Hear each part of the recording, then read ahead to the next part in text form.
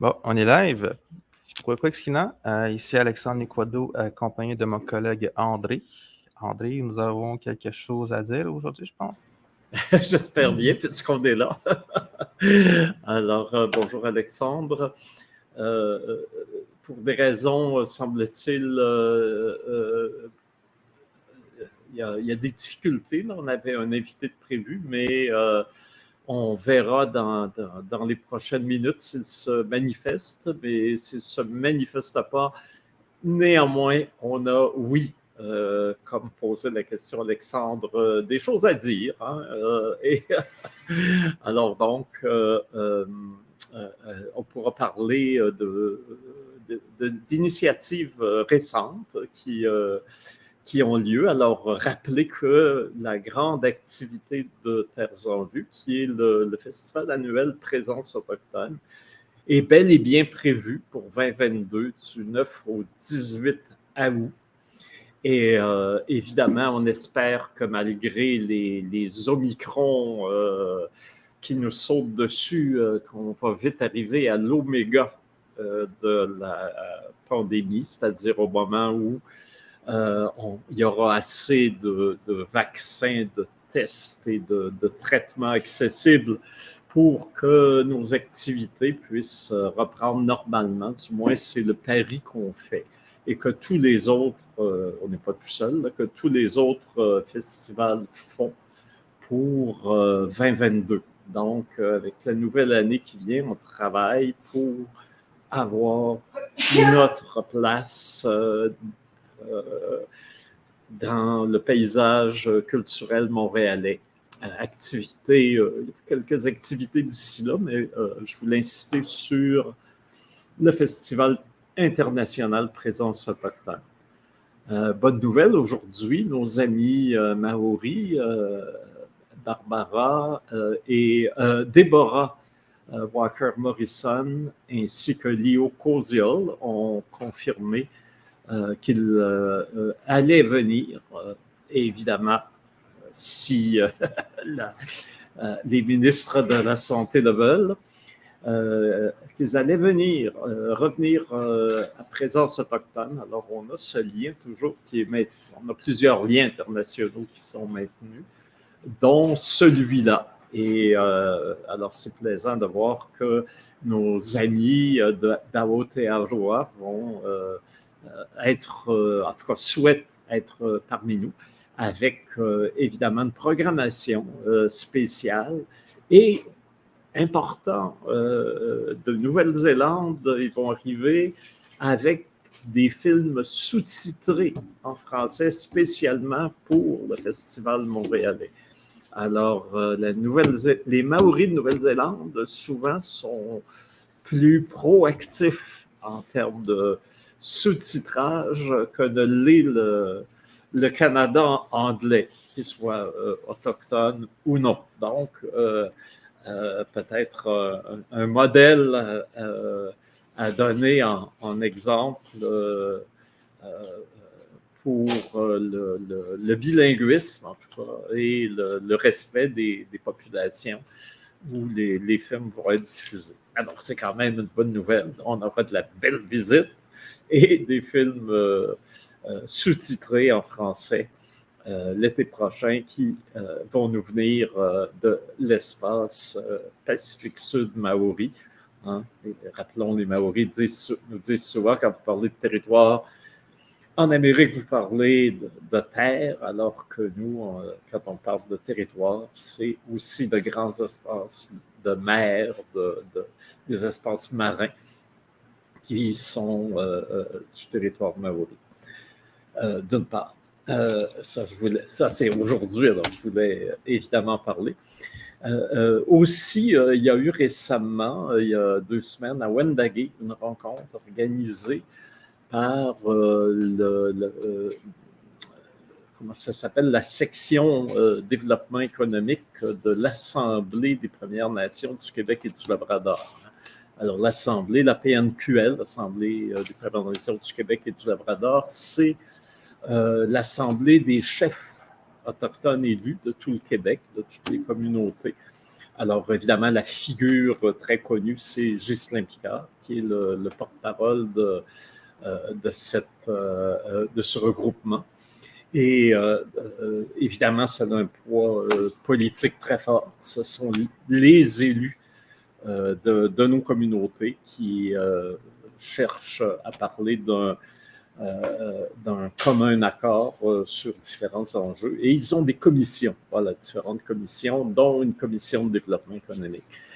Et donc, il y a eu une rencontre, c'est Karine Awashich, d'ailleurs, qui était la grande organisatrice avec d'autres, d'une rencontre à Wendake de l'économie sociale avec la culture.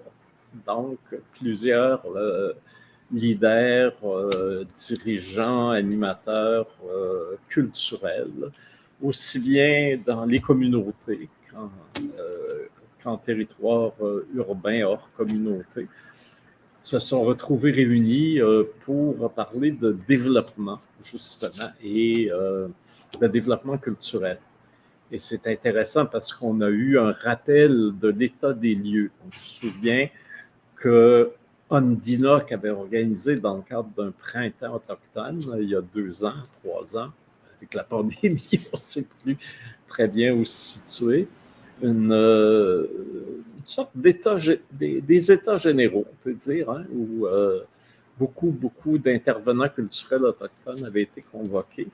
Et il y avait des priorités qui avaient été élaborées, hein, notamment, par exemple, la possibilité de pouvoir diffuser les produits, les productions des artistes autochtones dans les communautés mêmes. Parce qu'on voit beaucoup en ville maintenant, hein, dans les galeries, dans les théâtres, dans les salles de concert, dans différents festivals, dans les salles de cinéma, des productions autochtones, mais souvent qui sont pas accessibles aux gens des communautés mêmes, puisqu'ils n'ont pas toujours les installations voulues pour accueillir des pièces de théâtre, pour accueillir des concerts, pour accueillir des films. Alors donc, des mini-galeries pour exposer autant de choses. Alors ça, c'est une des priorités qui avait été identifiée à ce moment-là. Et Yves Siwi-Durand et Catherine Joncas étaient là pour rappeler justement les recommandations dont celle-ci qui avait été émise. Et moi, je me suis permis de rappeler qu'il y a en 2006, je m'avance un peu, mais parfois il faut le faire. Ça fait longtemps. Hein? Oui. Ben non, 2006, ça fait pas si longtemps.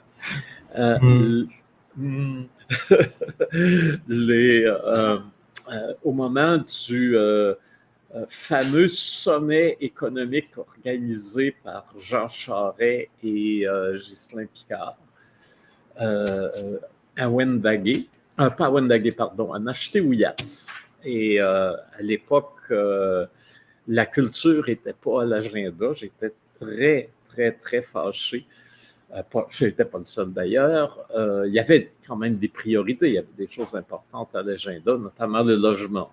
Justin Picard, on avait fait vraiment le point le plus important à cause des difficultés, bien sûr, dans les communautés d'avoir un logement accessible et surtout en nombre suffisant pour soutenir les familles qui, comme on le sait, sont nombreuses dans nos communautés. Hein. Il y a beaucoup il manque d'espace et c'est un grave enjeu. Donc ça, tout le monde est d'accord. Mais c'est quand même un sommet qui durait 2-3 jours où tout le Québec Inc., les ministres ont défilé, toutes les grandes personnalités québécoises étaient là, aussi bien les chefs des centrales syndicales, le patron du mouvement des jardins, plusieurs ministres ont été là pendant tout le temps à Nashté-Ouiats, tout le temps de cette rencontre. Et c'est un peu triste de voir que la culture n'était pas vraiment mentionnée nulle part. Alors, ça m'avait fâché. J'avais écrit à l'époque un article dans Le Devoir. À l'époque, Le Devoir acceptait de publier des opinions venant des Autochtones. Aujourd'hui, ils font un peu moins. Bon, ça, c'est leur problème. Mais ils avaient accepté cette fois-là. Et dans cette opinion, ben, je disais justement qu'il était temps que à la fois les chefs et les gouvernements s'intéressent sérieusement au développement culturel et artistique des Premières Nations. Et je proposais la création d'un conseil de la culture. Et un conseil de la culture, c'est un peu, on connaît Culture Montréal, c'est un conseil de la culture. Il y en a dans les régions aussi. Leur constitution peut être un peu différente d'une région à l'autre, mais leur mission est toujours la même. C'est celui de faire valoir les opinions du secteur culture. Alors, il y a par exemple, on connaît bien aussi les associations touristiques régionales. Ici à Montréal, c'est Tourisme Montréal. Alors, qui fédèrent les joueurs, qui ont aussi bien du logement, de la restauration, des hôtels pour donc des festivals, des salles de spectacle, tous des gens qui ont un impact touristique, et les musées, etc. Et ils font des recommandations. Voici comment on voit le gouvernement dire, voici comment le ministère du Tourisme devrait agir. Les conseils de la culture font exactement la même chose auprès du ministère Culture et Communication. Il dit, ben voici comment on devrait orienter les investissements, voici les recommandations qu'on fait au ministère, voici comment on voit le futur du Conseil des arts et lettres du Québec, voici comment on voit le futur de la SODEC et quelles orientations devraient être données, quelles priorités il devrait avoir. Or, on a une association touristique autochtone, Tourisme Autochtone Québec, qui est fort dynamique. Hein. Dave Lavo, tout le monde le connaît puis tout le monde le voit partout. Hein. Je pense qu'il y a pas mal tout là-dedans. Je ne sais pas. Je sais pas s'il y a une organisation touristique qui ne fait pas partie de l'organisation. Ouais. Oui, alors depuis que Dave a pris la direction, c'est fantastique. Il a fait un travail formidable de regroupement de tout le secteur touristique autochtone, du dépanneur du coin jusqu'aux responsables de sites touristiques ou de musées en communauté. Et ce qu'il y a d'intéressant, c'est que ça couvre tout le Québec, c'est, on pourrait dire, dérégionalisé. Et ce n'est pas en compétition avec les associations touristiques régionales. Ils peuvent très bien travailler, et ils le font d'ailleurs, par exemple, en territoire Anishinaabe, avec l'Association touristique régionale d'Abitibi-Témiscamingue. Mais ils sont capables quand même de porter la voix sectorielle des Autochtones de tout le Québec. Et moi, j'ai constaté que au niveau des conseils de la culture, on n'a pas un conseil de la culture des Premières Nations qui pourrait faire un travail similaire à ce que fait Tourisme Autochtone Québec. Il faudrait avoir une culture autochtone Québec, art et culture autochtone Québec, qui aurait un peu le même rôle de regrouper les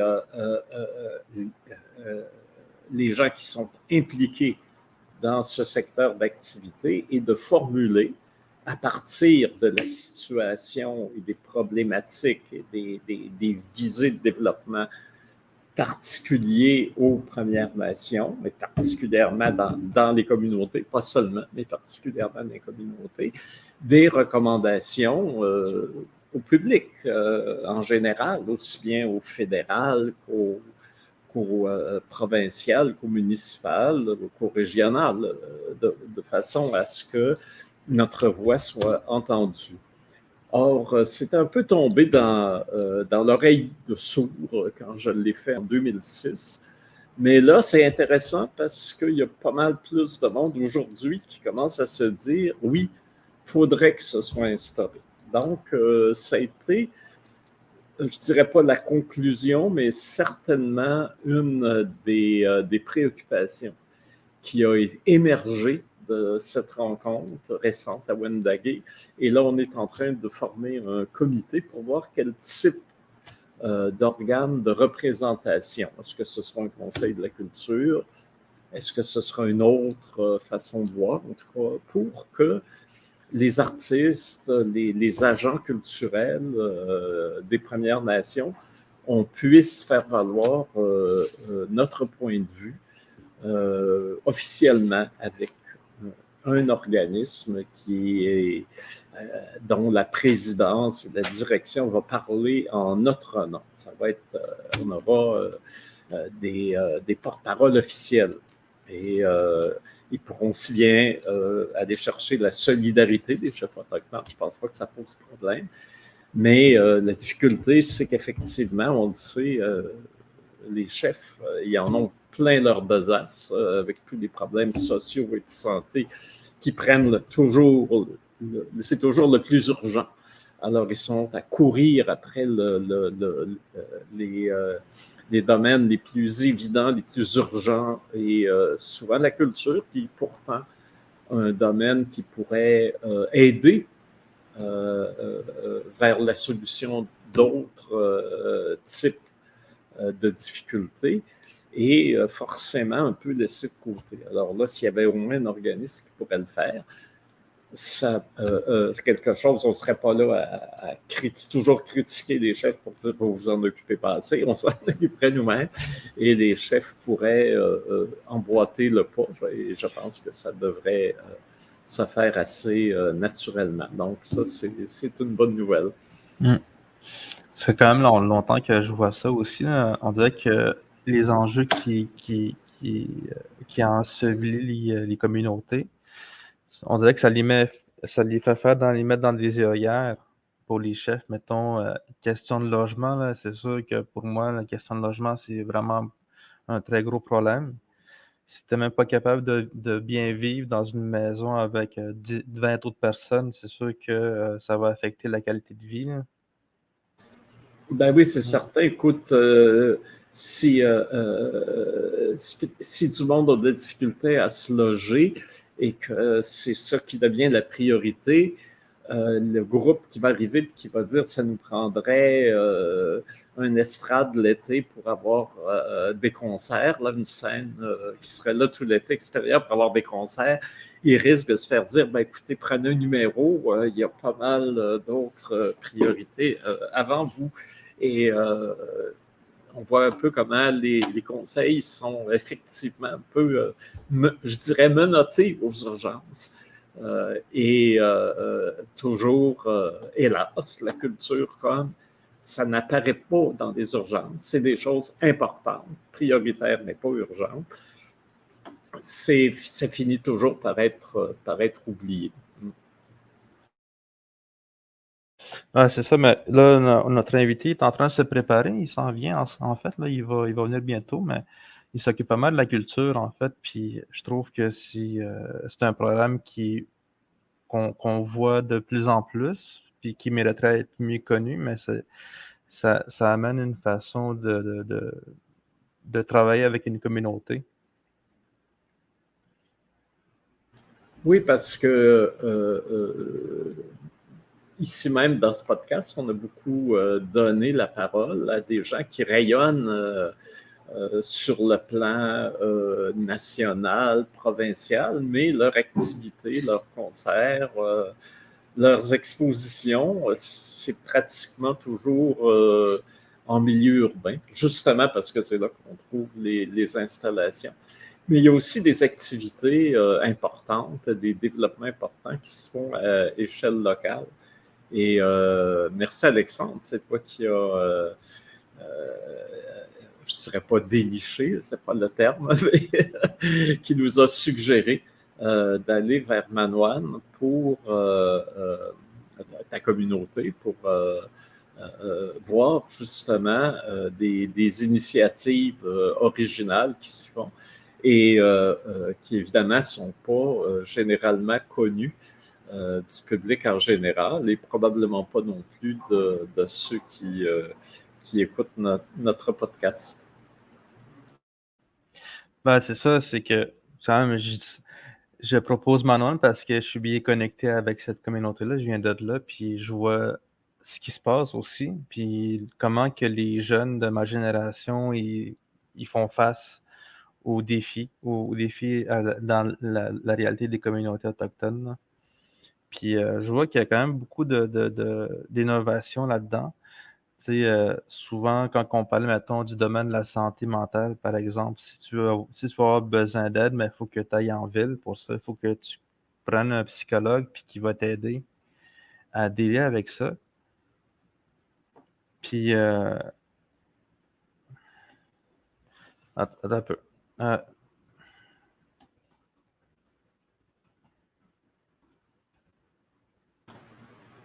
Bon, l'association des psychologues vient d'intervenir. Attention! c'est notre invité qui m'écrit, en fait.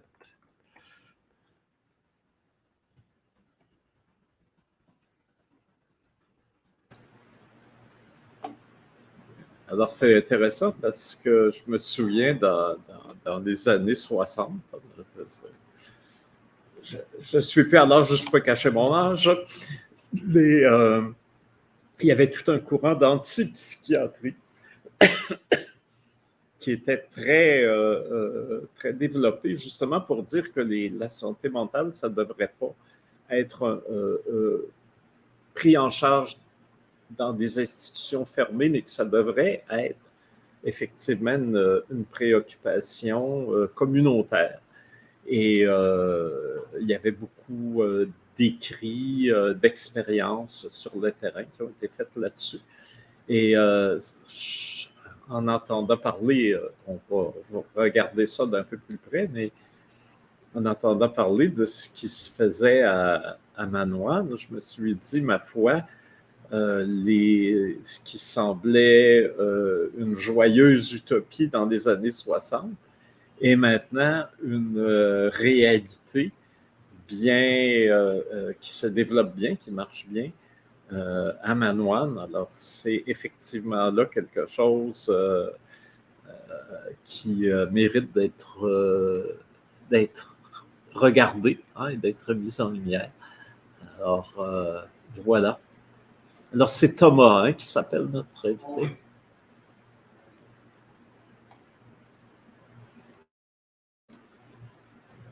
Alors, un peu d'ajustement technique.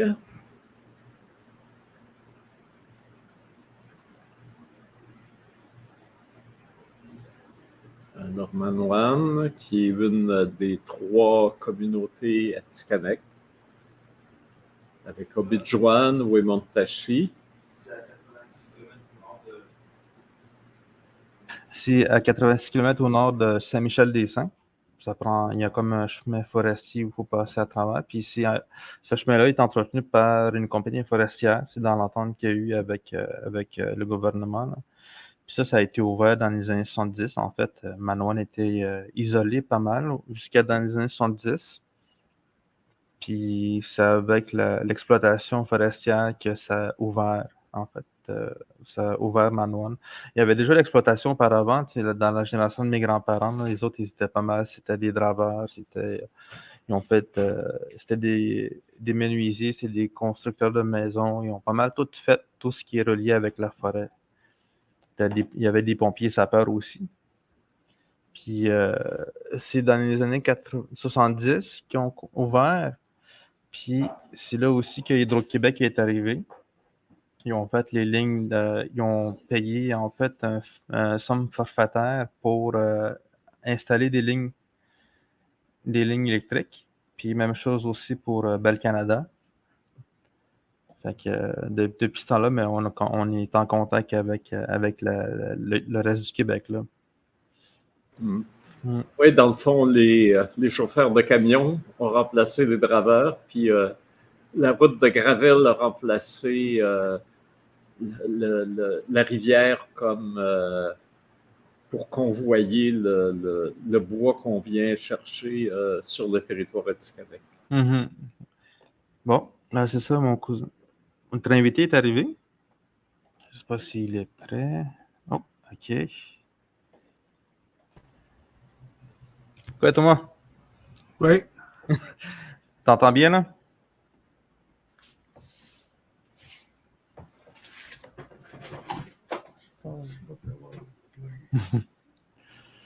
Alors, Thomas nous parle de Manoine, là, comme si on était dans la communauté. Ouais. En ce moment, il est à Manoine. Là. Nous autres, il me semble qu'on était la première communauté qui a eu la fibre optique en région. Je pense dans les années 2000, là, on disait qu'on avait 200 km de fibre optique, puis on était très fiers de ça.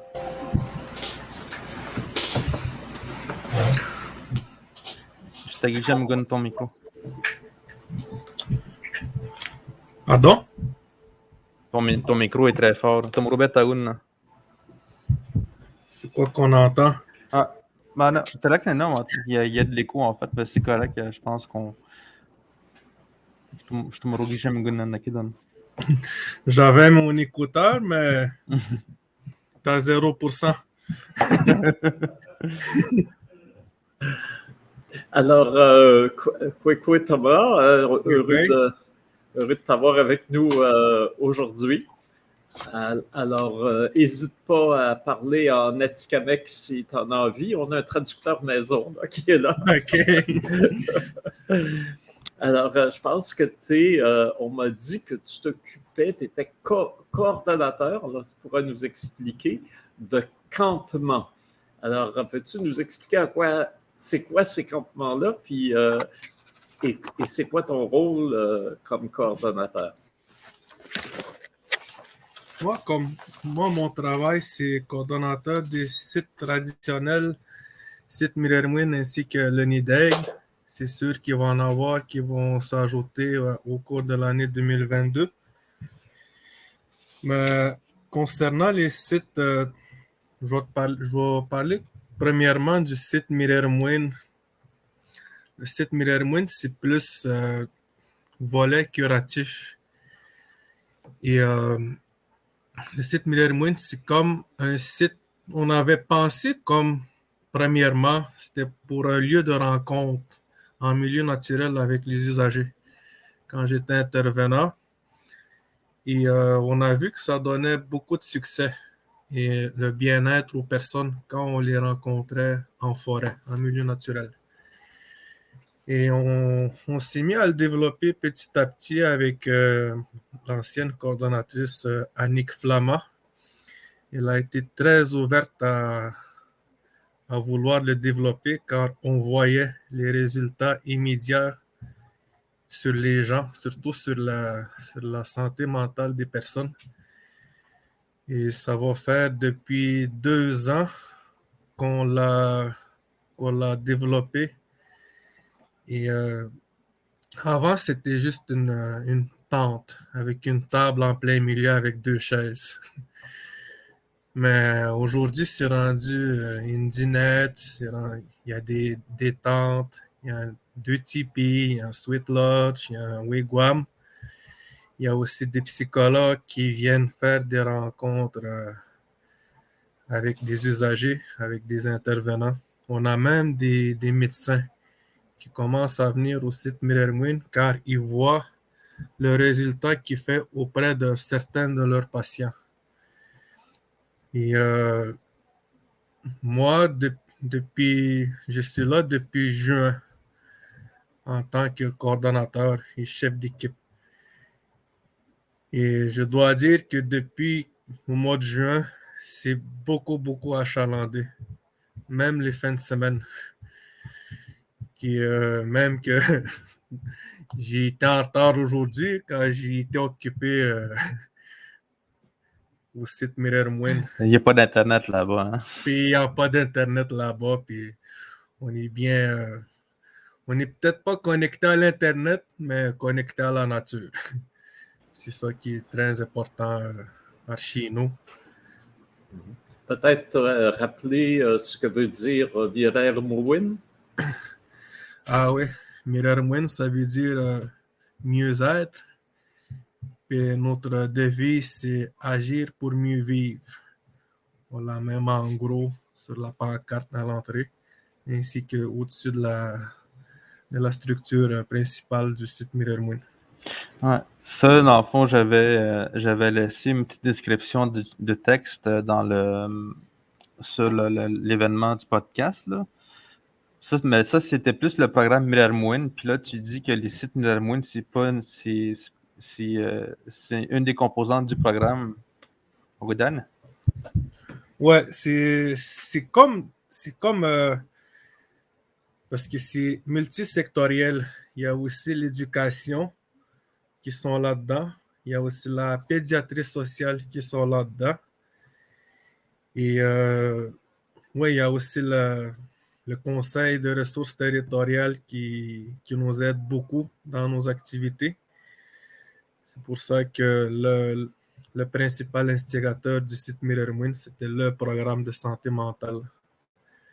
Mais on a vu que la clientèle était très vaste et le travail était vraiment très vaste.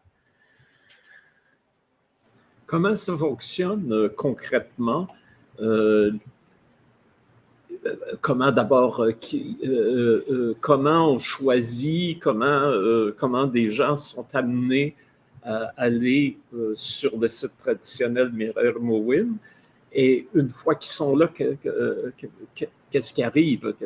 Qu'est-ce qui se passe pour eux? Normalement, c'est quand on c'est eux autres qui nous approchent souvent. C'est jamais nous autres qui s'en vont vers les gens, c'est eux autres qui nous approchent et qui expriment le besoin d'aller en territoire. Et souvent, ils ne sont jamais à l'aise de se faire, mettons, de se faire rencontrer dans une petite boîte, dans un petit bureau. Et on a aussi des programmes de réinsertion sociale en cas de désœuvrement, vraiment, en cas de désœuvrement, quand la personne est vraiment inapte à travailler, on travaille avec lui. Et c'est déjà arrivé qu'on récupère du monde comme ça, petit à petit.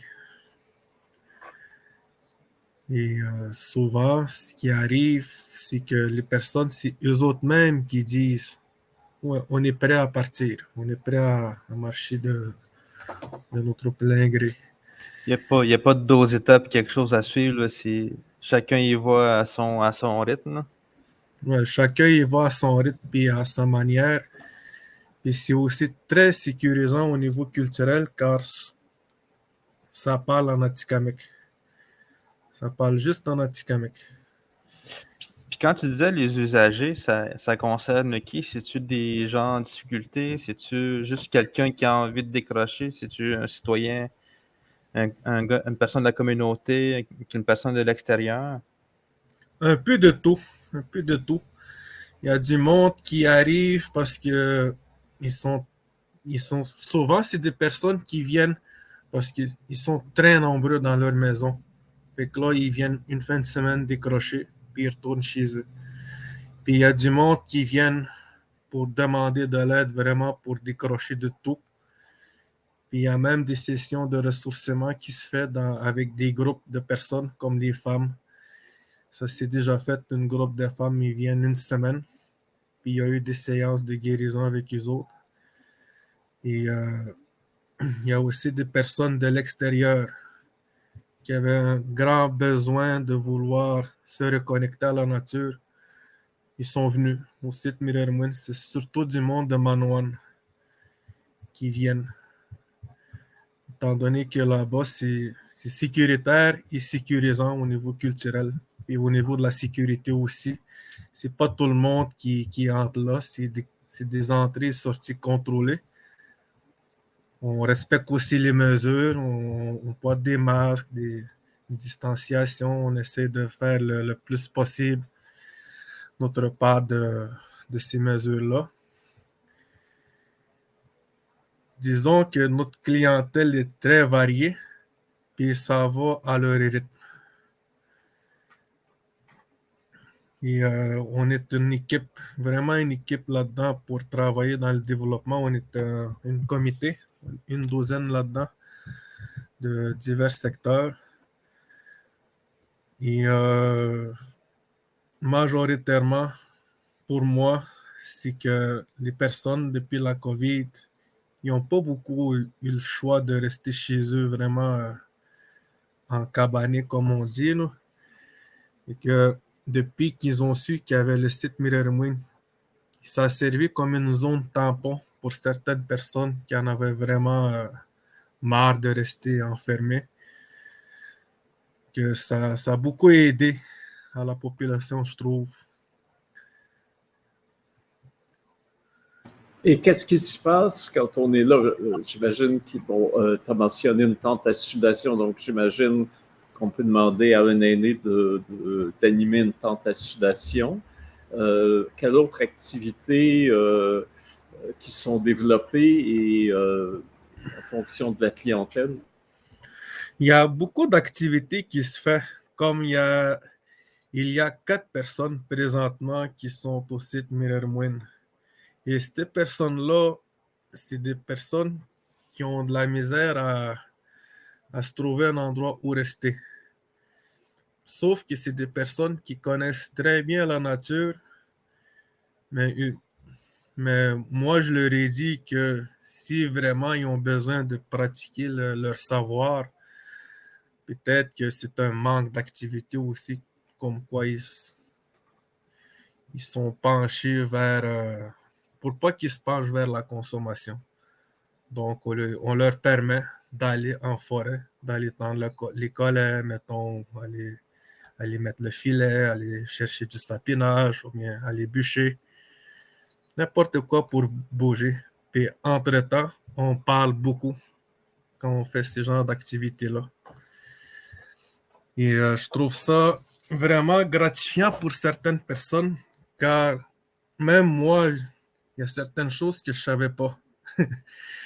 Mais certains usagers m'ont appris des choses. Et je trouve ça, moi je trouve que c'est comme donnant-donnant.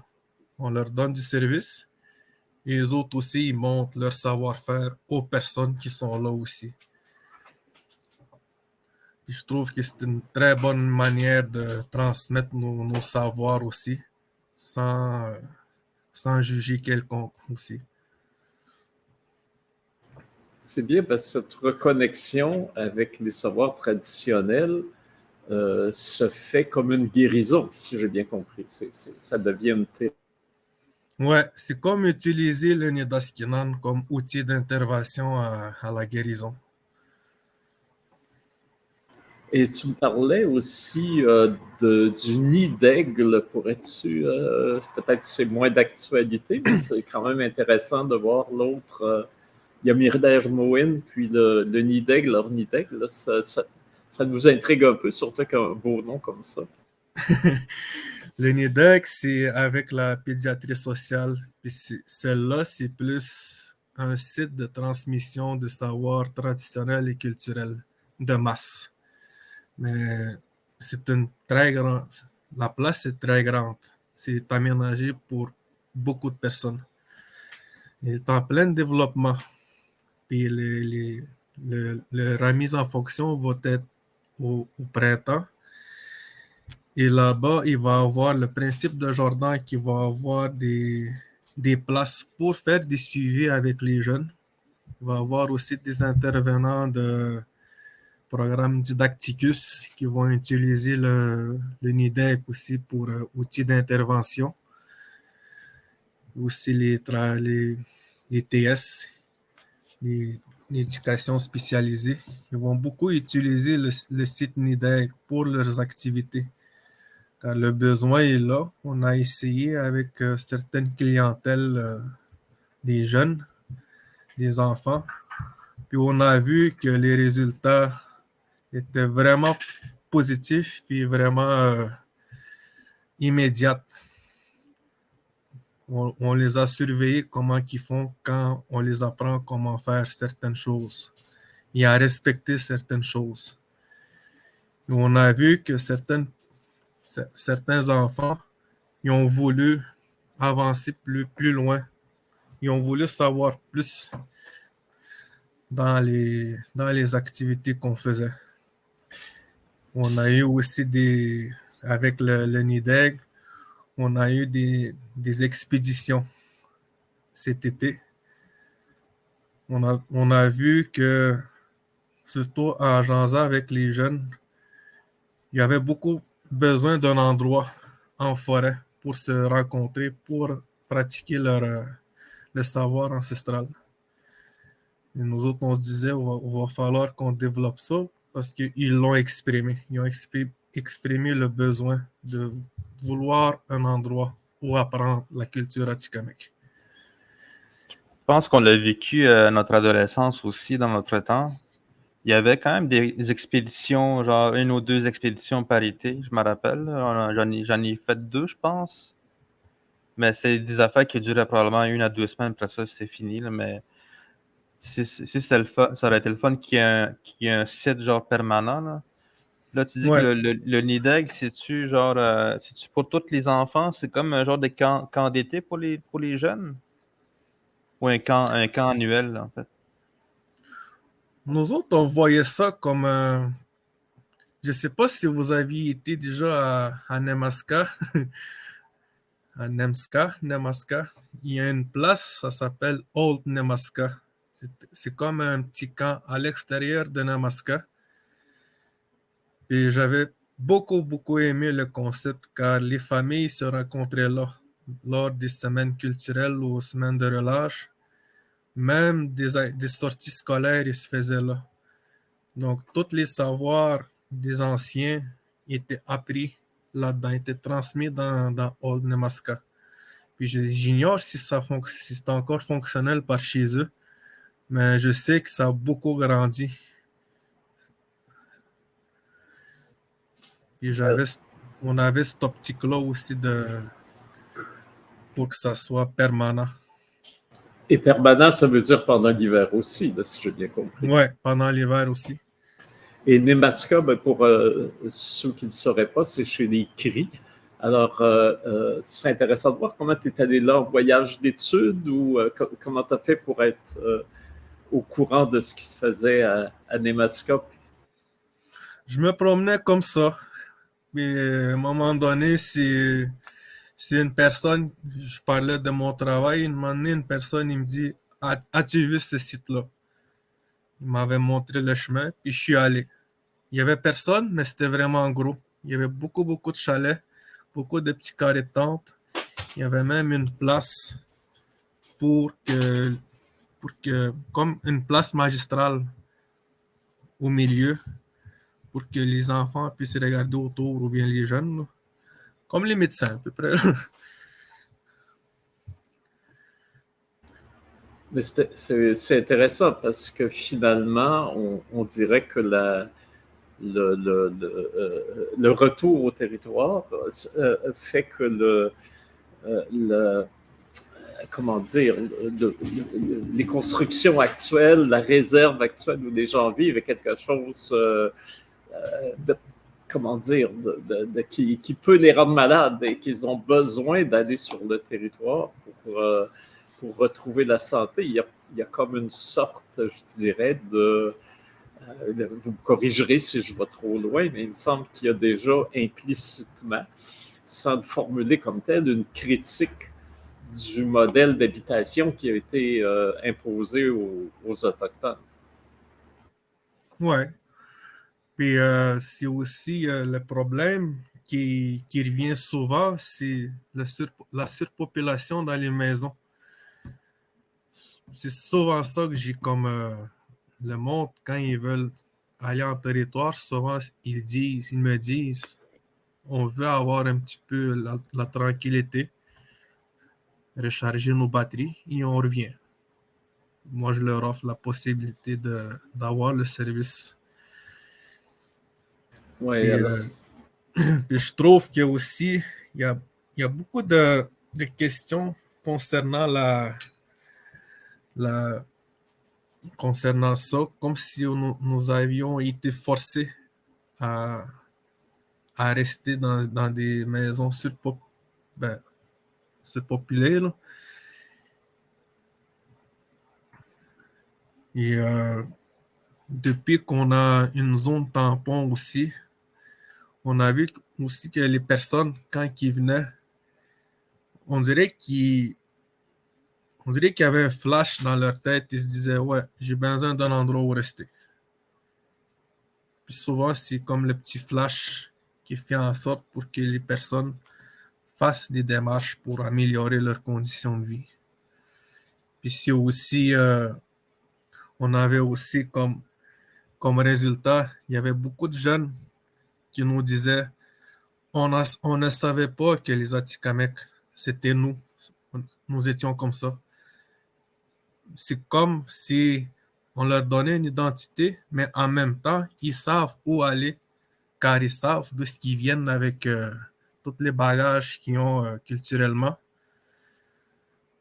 Et je trouve ça vraiment, je trouve ça le fun de les voir aller, surtout les voir comment raisonner. Puis c'est un peu le but aussi de notre travail, c'est de leur donner un sentiment d'appartenance à un groupe, ou bien une famille, ou bien un sentiment d'appartenance nationale. Hmm. Je me demande si c'est encore fréquent, si c'est encore fréquent, mais je me rappelle quand on était jeune, là, les grands-parents, ils allaient souvent sur le territoire. Même toi, quand tu disais que t'allais souvent au chalet, mettons, m'a dit à Nautimik avec Bats, là, mon grand-oncle Boniface. Puis je sais que maintenant, avec la technologie, il y a de moins en moins de jeunes qui vont sur le territoire puis qui vont apprendre, mettons, les savoirs traditionnels. Là. Ça, c'est un espace. Je trouve que c'est un bon espace pour faire ça. Là. On a da Westporic. Iregazine Kasporic. Mianen ajinde pidush. Ujinde da kunegadek na Kaijiriano kuna Nautimik.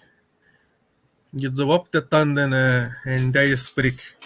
Quand on se promenait en forêt avec du monde, on voyait des canettes de bière, des déchets. Donc, on prenait le temps de les ramasser. Mais à un moment donné, on voyait aussi que on dirait que la vocation de certains camps familiales était en train de changer. Mm.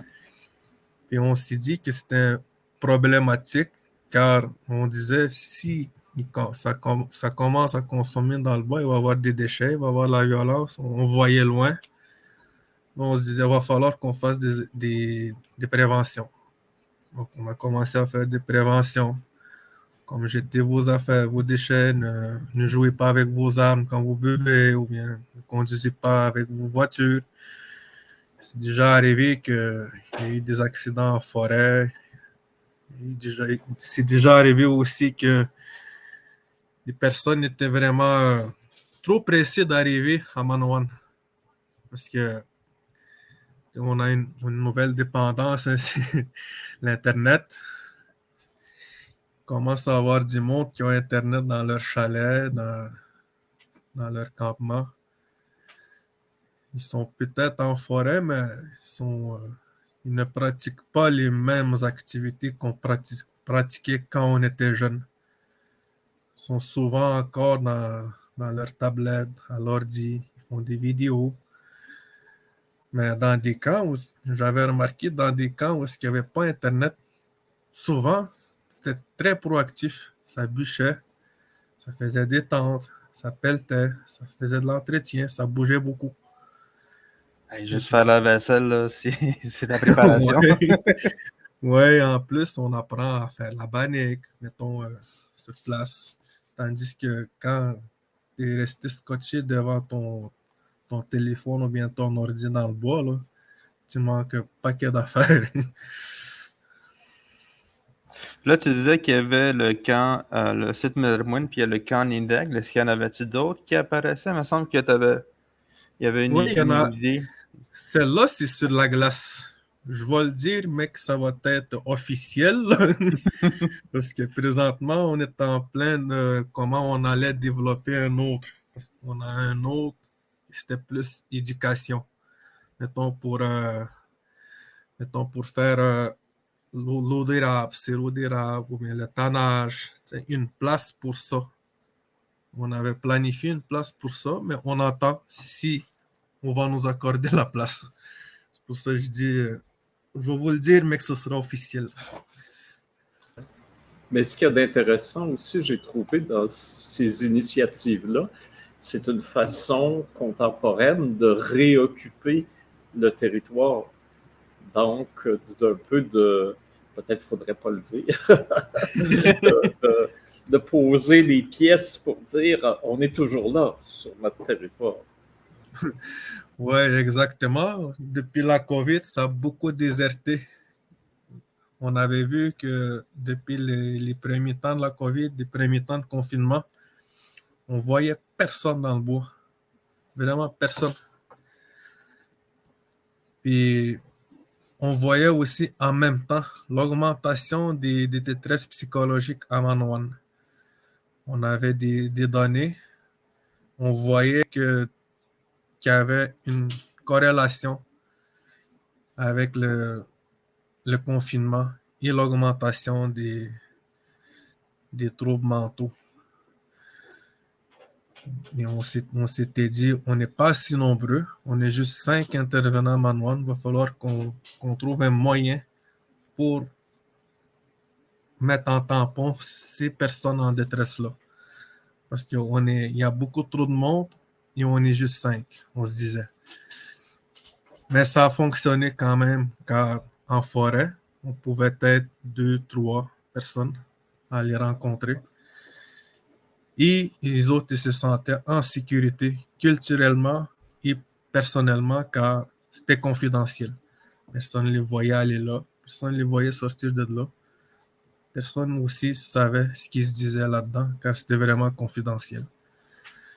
C'est un peu de cette initiative-là qu'on a développé, mis de l'avant le site Mirermouine et les sites traditionnels. Même qu'on a eu beaucoup d'idées. On a pensé aussi à faire des sites satellites autour avec des caractéristiques différentes. Quand on sait que chez les familles à Manoan, surtout chez les Atikamekw, il y avait certaines familles qui avaient une certaine technique ou compétence. Maintenant, il y avait une famille qui était bon à travailler avec le bois. Il y avait une famille qui était bon à transformer l'érable. Une famille qui était bon à faire l'artisanat. Ah oui. Les néo-hachiches, ça c'est. Néo-hachiches, Djubé, là, Ishakwan. Ouais. Nous autres, on se disait, il va falloir qu'on les mette de l'avant.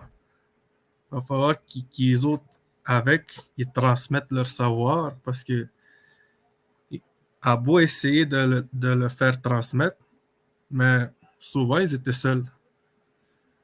On se disait, il va falloir qu'on trouve un moyen pour que ce soit plus facile pour eux de transmettre ce qu'ils savent, pour garder notre culture et nos traditions en vie. Et on a eu on a eu des nuits blanches à travailler sur ces dossiers-là. Là, je me demande, pour le financement, c'était-tu difficile au début? Il me semble que ça a l'air de bien aller. On dirait que c'est facile maintenant de financer ces genres de programmes-là. C'est sûr, parce que je dis que c'est facile de trouver des financements. C'est le fait de les avoir que c'est difficile. C'est sûr qu'on a un budget global à la santé mentale qui touche au développement des sites traditionnels en milieu naturel. Mais nous autres, on voyait plus grand.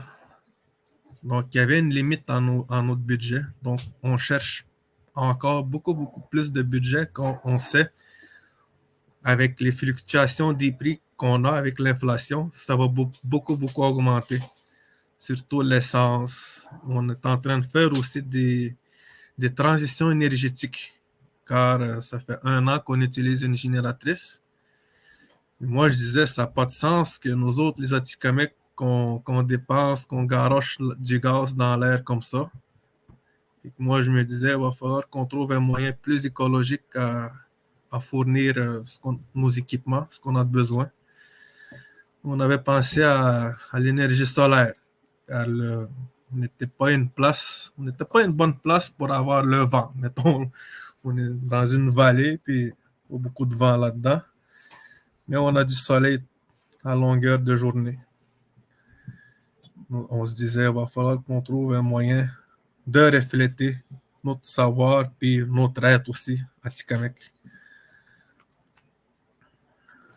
Oui, je t'écoutais tantôt, puis même, tu disais, les gens étaient plus enfermés dans au pire de la pandémie, mais justement, il n'y a plus de danger à s'enfermer dans une petite maison qu'à aller dans la grande nature.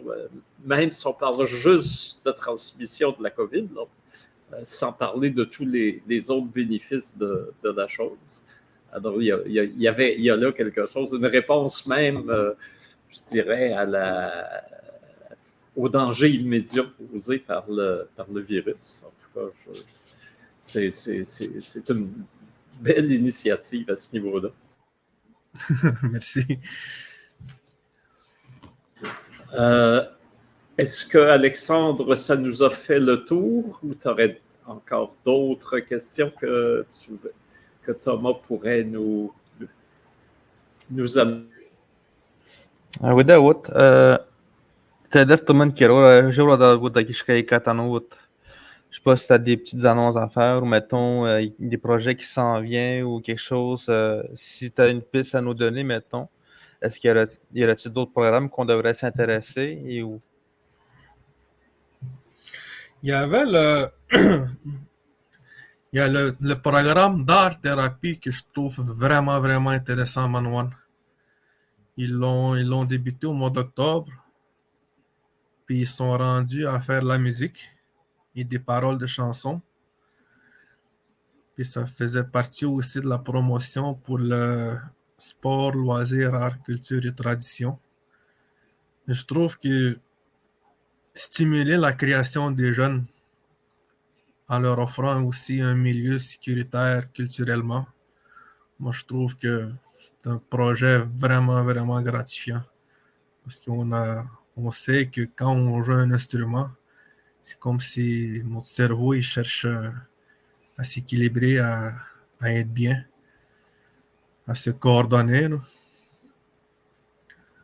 Moi, je trouve que c'est un projet à checker. Il y a aussi le pédiatrie sociale qui ont beaucoup, beaucoup de projets, surtout avec Cathy Langevin, qui est une intervenante là-bas. Elle est vraiment, vraiment proactive, cette madame-là. Et c'est une bonne madame. Il s'intègre très bien au mode de vie des Atikamekw. Ah, je l'avais vu cet automne, je pense. Ouais.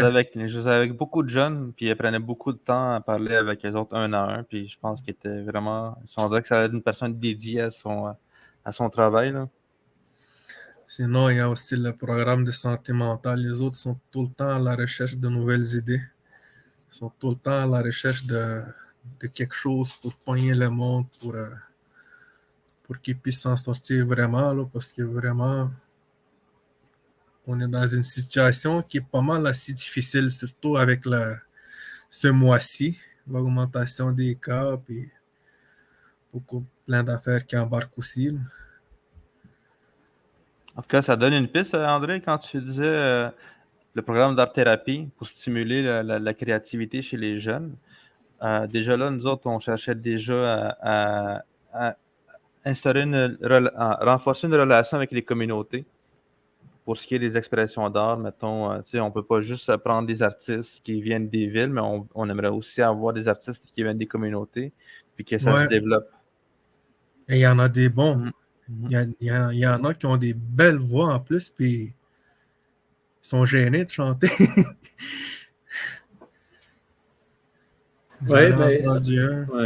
Oui, c'est vrai, parce que ces programmes-là, effectivement, leur but premier, c'est beaucoup plus le bien-être dans les médias, mais effectivement, il y a des vocations artistiques qui peuvent très bien émerger de cette...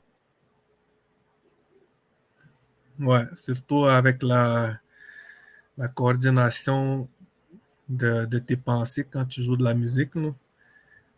moi, je trouve que c'est très important aussi que les jeunes savent pourquoi ils ont ce genre d'émotions-là, pourquoi ils ont ce genre de pensée-là. Souvent, c'est juste une petite affaire, là, comme quoi ils bougent pas beaucoup, ou bien ils mangent pas bien. Souvent, c'est juste des affaires comme ça.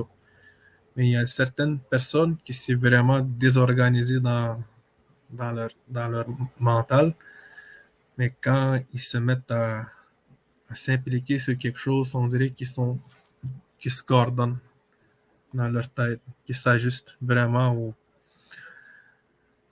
à ça. Moi, je disais à Alexandre, quand il me décrivait les activités à Miraire-Mouine puis au Nineg, je me sens malade, là, je vais falloir que j'y aille. Là. Ben, vous pouvez venir. C'est ça, je me demandais aussi, je peux-tu genre venir une fin de semaine, j'arrive, j'entre pas dans le village, mais je vais juste aller au site de Mouine, passer, mettons, 1 ou 2 nuits, puis je repars, je reviens travailler à Montréal. Ben ouais, ça se fait. Il y a du monde qui l'ont déjà fait, qui sont arrivés de Québec, de Trois-Rivières, qui viennent passer 1 ou 2 nuits, une fin de semaine au site Miraire-Mouine. Puis il y a des personnes qui sont là pour les accueillir. Il y a aussi bon, moi je les appelle des experts culturels. C'est des personnes qui ont des connaissances, mettons, sur la guérison, l'enseignement, sur le ressourcement, diverses, mais dans le langage occidental, on les nomme des chamans. Moi, je les appelle des experts culturels, car ils sont émergés dans la culture atikamekw. Puis, mettons, dépendamment du besoin des personnes, mettons, si quelqu'un a besoin, mettons, d'un smudge, ou bien de se faire faner, ou bien de juste parler, on a des personnes j'ai une banque, j'ai des personnes qui ont certaines caractéristiques, je leur dis, il y a une personne qui a besoin de toi, puis il va. C'est aussi un lieu de rencontre pour des réunions. J'ai vu des fois qu'il y avait des réunions importantes, mettons, quand Yann Lafrenière, j'ai vu des photos de lui là, au campement. Ouais, Et plus récemment aussi avec Carole Dubé qui disait qu'il va régulièrement là-bas. et il vient souvent à Carole. Il vient Ben, souvent moi, je manger. dirais là-dessus, c'est sûr que les politiciens québécois ont besoin d'être guéris. Alors, c'est sûr que Manon Massé est déjà venue, puis on est bien parti avec elle. On a eu une très bonne rencontre avec Madame Massé au site Miraire-Mouine. Je la remercie vraiment de s'être déplacée pour ça. Là. J'ai comme l'impression que ce site-là, c'est comme le trésor de Manoine, un peu. À chaque fois que quelqu'un d'extérieur vient, il faut qu'il aille faire un tour sur ce site-là. Ouais, ouais, même Dominique Rankin. Les Kinawat, là, ouais. Ouais, Kinawat, un chevalier. On se disait, on va le rencontrer là. Puis lui, il était bien content quand il a vu que c'était en train de se faire. Parce que lui aussi, il est en train de le faire à sa manière avec le programme Tewagan. J'ai été bénéficiaire là-dessus. C'est vraiment le fun d'y aller. Ça fait du bien. J'ai été les voir l'année passée, puis je pense que je vais y retourner. Puis c'est un peu lui aussi qui m'a poussé à ne pas lâcher ce dossier-là. Je ne sais pas combien de fois j'ai voulu lâcher ce dossier-là, mais je voyais aussi le résultat, le bénéfique des personnes auxquelles ils ont bénéficié de ce service-là. Ouais, c'est sûr que c'est pas non plus facile quand tu vis dans une communauté où est-ce qu'il manque beaucoup d'argent, puis le monde, on dirait que le monde comment? Je te connais comme des Ouais. Je vais faire un programme, mais je manque d'argent, fait que je vais demander au conseil, puis le conseil doit décider qui doit prioriser. Ouais. Mm. Moi, je suis plus du genre, il y a un programme de financement, il faut que le conseil le prenne.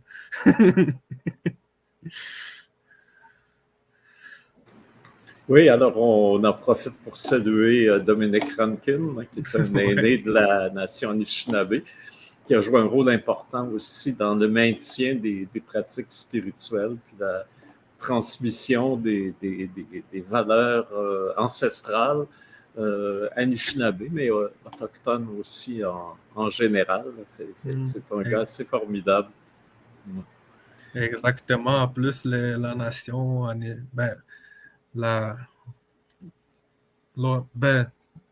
linguistiquement, les Atikamekw, c'est des Anishinaabe, les Inuits, les Cris. Puis moi, je disais là, à Dominique Rankin, c'est comme les grands-pères de toutes ces nations-là, parce que on dirait qu'il incite beaucoup de personnes à ne pas lâcher ce genre d'initiative-là dans les communautés. Parce que je sais qu'il y a des Inuits qui commencent à vouloir s'approprier de ce genre de pratiques-là. Il y a aussi comme je disais, des Cris, il y en a. Il y a aussi des Algonquins qui commencent à en avoir beaucoup. À Kitigan-Zibi, il y a beaucoup de souhaits. J'étais vraiment surpris d'en avoir beaucoup. Et je trouve que en tant qu'Autochtones, on est en train de se réapproprier des pratiques qu'on nous a été longtemps interdites. Ah oui, j'ai assisté cet été à une rencontre à Picogan, justement, et c'était des responsables culturels algonquins de toutes les communautés algonquines qui étaient là, et on sent qu'il y a vraiment une véritable volonté d'accentuer différentes initiatives, aussi bien pour garder, se réapproprier des savoirs anciens que de développer des savoirs plus récents pour exprimer l'âme de nos nations. Alors, il y a vraiment aussi effectivement une effervescence intéressante. Tu parles-tu de Miyaja? De Miyaja, exactement. Qui était je pense, c'était le 3e Miyaja. C'est le deuxième. Deuxième? Et je viens de partager le lien. Là. Ah, OK. Alors donc, effectivement, donc régulièrement, il y a ces rencontres pour stimuler l'effort collectif. D'ailleurs, pour avoir un jour les invités de Anishinaabe qui pourront nous parler de ce qui se fait dans ce secteur-là. Là, je pense, Alexandre, que le temps nous rattrape. Ouais. Oui, c'est vrai. Ça passe vite. Oui, ça passe vite, effectivement. Est-ce que tu avais pensé à nous livrer un mot atikamekw? Je n'ai même pas pensé à ça. Je me disais, je vais seulement demander à mon cousin qui est le mot du jour. Parce que, honnêtement, là, quand j'ai commencé à travailler, à faire la traduction, je me référais beaucoup à lui. En fait, c'est ça, Thomas, je peux dire que c'est un penseur, c'est un philosophe, puis c'est un amoureux de la langue aussi. Puis on a tout le temps discuté des néologismes, puis de la façon de voir le langage aussi.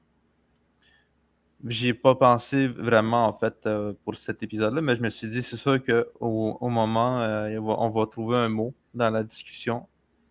Mirarmouen, déjà, c'est déjà un mot en atikamekw, là. Ouais, c'est déjà ça. Agir pour mieux vivre. C'est ça. Est-ce qu'on pourrait le décortiquer? La racine, Mirarmouen, comment c'est?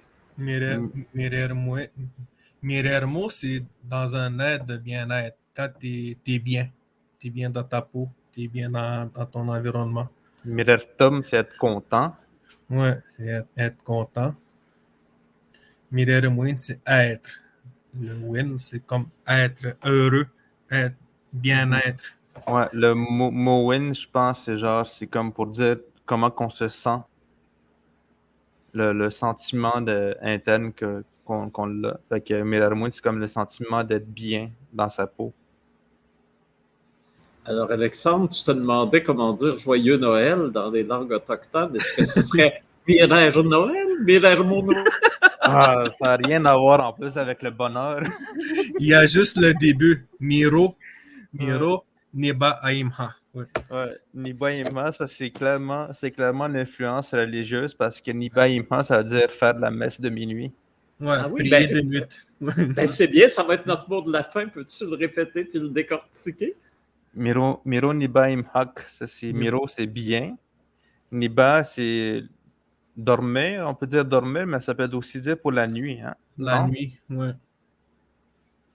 Et- Ben, Aïmha, c'est prier. Aïmha, c'est prier. Fait que, dans le fond, c'est comme dire bonne prière de nuit. oui, bonne messe de minuit. C'est Voilà. ça. La messe de minuit. Ouais. Alors, Parce que- Miro Niba, Miro Niba Aïmha. Miro Niba Aïmaa. Aïmha. Niro ne Aïmaa. bayim hayegir. Ouais. On se voit après les fêtes. Je pense qu'on reviendrait. Le prochain podcast qu'on va avoir, c'est autour du 19 janvier. Puis, c'est ça, on va avoir un congé des fêtes. Voilà, dans lequel on va certainement chercher le mieux-être pour l'an prochain. Puis, alors, rappeler aussi que ce podcast va continuer. Ce n'est pas, c'est une pause, c'est pas un arrêt. On a d'ailleurs, tu as regardé des statistiques, on a finalement pas mal de monde à la longue qui nous ont écoutés, Alexandre. Oh, ouais, mais c'est ça. On a en moyenne environ 400 personnes qui regardent. Dans la haute saison, c'est sûr que c'est durant l'été, puis c'est autour du festival aussi. Il y a beaucoup, beaucoup plus de monde. Il y a des milliers de personnes, en fait, qui regarderaient le podcast durant l'été. Là. Bon, ben alors, il va falloir réveiller les ours l'hiver aussi pour qu'ils nous écoutent. Ah oui. Alors, il y a Gabriel qui se joint à nous pour souhaiter un joyeux temps des fêtes à tout le monde. Et encore une fois, rappeler. Et merci, Thomas Kitchemikwetch. On est très content que tu aies été avec nous pour ce dernier podcast avant la pause des fêtes. Ah, ouais, c'est le dernier de l'année. Ouais. Voilà. Je me sens la cerise sur le Sunday. On va finir l'année en beauté, c'est ça. Je dis, on va parler de santé mentale. Non, t'es l'ange en haut du sapin.